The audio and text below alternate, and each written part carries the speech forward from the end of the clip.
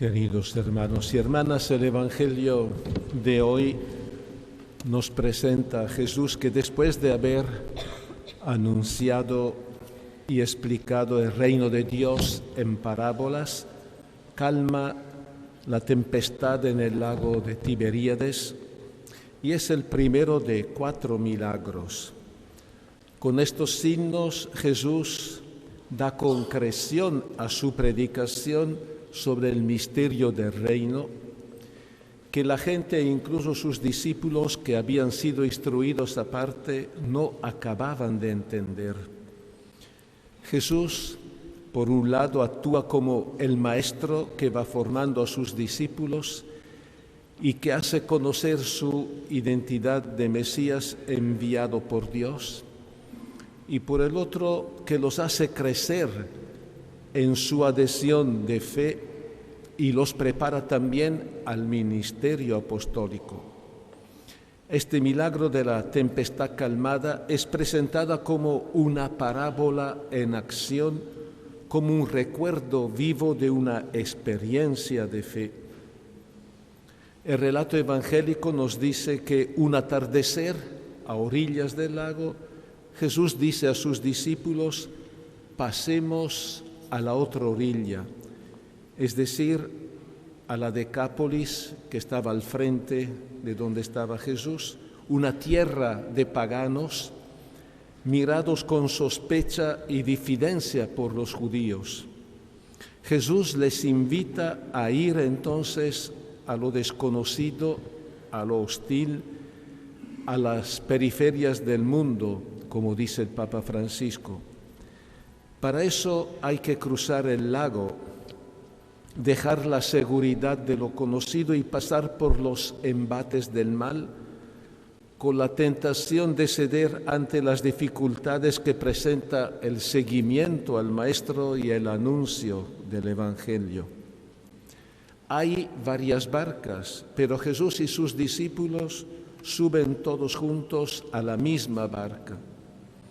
Esta única barca representa a la Iglesia que lleva a Jesús y los discípulos hacia una destinación común.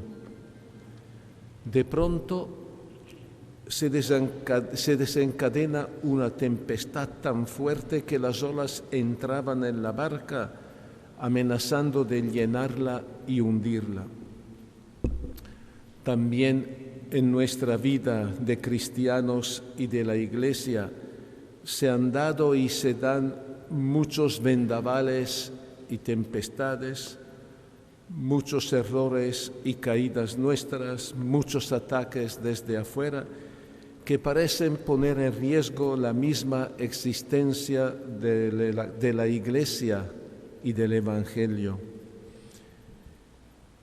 Pero Jesús duerme, no se asusta porque tiene puesta su confianza en el Padre y se abandona en sus manos. En realidad, quien duerme no es Jesús, sino la fe de los apóstoles, que es metida a prueba por este hecho. Ante algunas desgracias personales o familiares y ante tantos males del mundo, también a nosotros nos puede parecer que Dios duerme, pero es nuestra fe que duerme. Maestro, ¿no te importa que nos ahoguemos? Ante el mar embravecido, la angustia y la desesperación de los discípulos es tan grande al punto de moverlos a poner su mirada en Jesús y dirigirse a Él con estas palabras desatinadas: ¿no te importa? Los discípulos todavía no entienden qué significa la presencia de Jesús en medio de ellos, una presencia que da esperanza aunque duerme. Este detalle nos recuerda la parábola del domingo anterior de la semilla que crece aunque el sembrador duerma. El evangelista Marcos, con estas pocas pinceladas, hace resaltar el fuerte contraste entre el miedo de los discípulos y el dominio y seguridad de Jesús ante los embravecidos elementos naturales.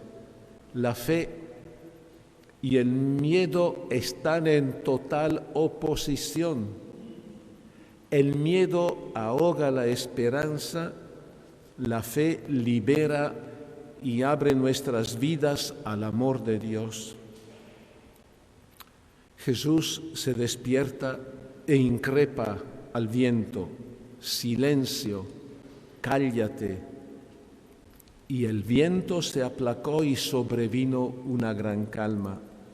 Jesús, el Señor de la vida, se enfrenta directamente con el maligno, mandando callarse a las fuerzas del mal y de la muerte, manifestando la misma potencia de Dios que en la creación dominó el caos y disipó las tinieblas de la nada.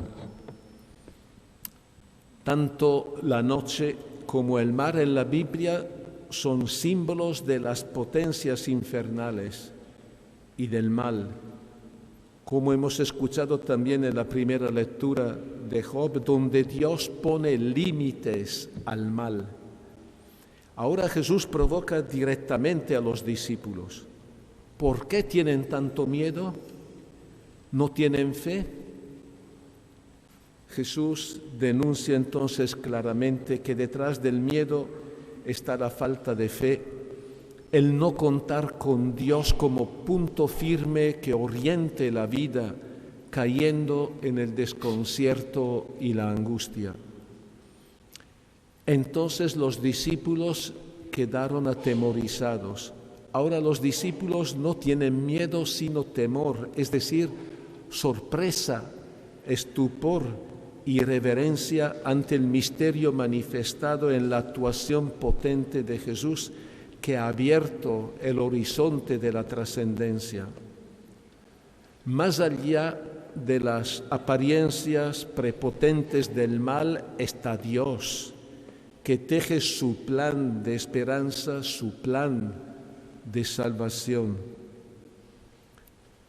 Su asombro les pone en camino para ser verdaderos discípulos, para reconocer la majestad de Dios en la persona de Jesús y para llegar a poner su confianza en la benevolencia de Dios que lleva a cumplimiento lo que sería imposible con las solas fuerzas humanas. Y aquí viene su pregunta ahora entre ellos: ¿quién es este? Jesús, aunque no logra todavía la plena adhesión de fe de parte de los apóstoles, despierta en ellos una gran inquietud, una pregunta: ¿quién es este hombre que lleva en sí un misterio, una potencia extraordinaria y sobrenatural? Su miedo comienza a ceder el lugar a la fe y ellos van descubriendo la identidad profunda de la persona de Jesús y van poniendo su confianza en el Dios de Jesús más que en su poder milagroso. La fe es descubrir a Cristo en nosotros, aún en medio de tantas pruebas, es poner confianza en Él y tener la certeza que Él está a nuestro lado, aunque nos pueda parecer que duerme. Creer es dejarnos amar, acompañar y guiar por Él, nuestro único Salvador. Hasta el viento y el mar le obedecen. El poder de Jesús no es tiranía, es un poder liberador que domina las fuerzas de la naturaleza y pone límite al mal y a los poderes humanos.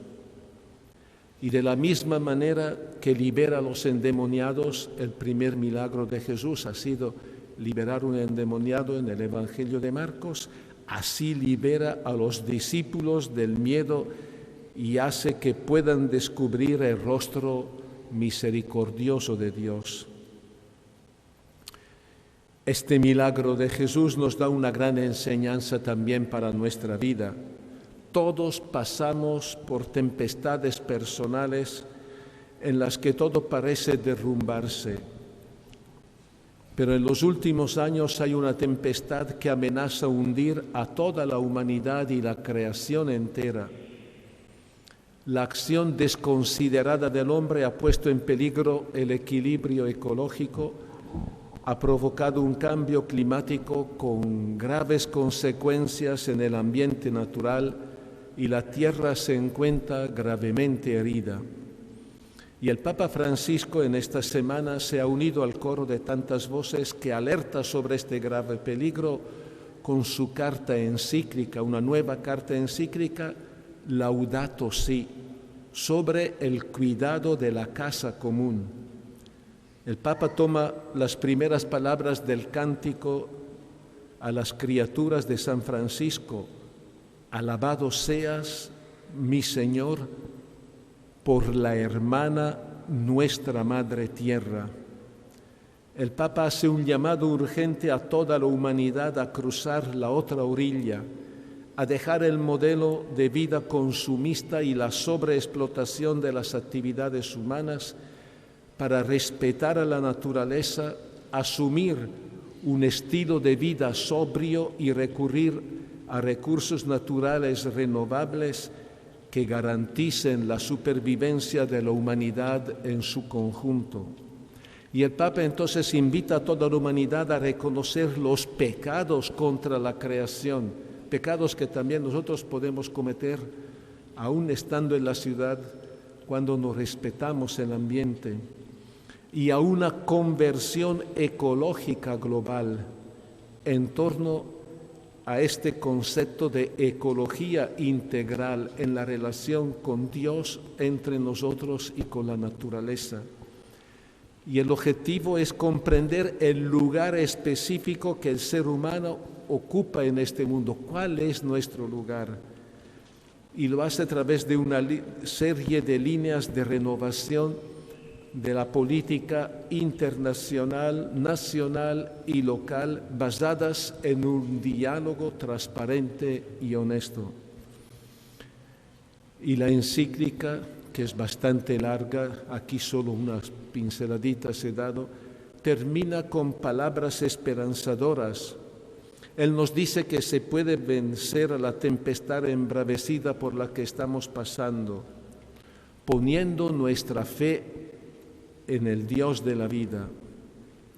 Ya dice el Papa, Dios que nos convoca a la entrega generosa y a darlo todo, nos ofrece las fuerzas y la luz que necesitamos para salir adelante. En el corazón de este mundo sigue presente el Señor de la vida que nos ama tanto, sigue presente el Señor.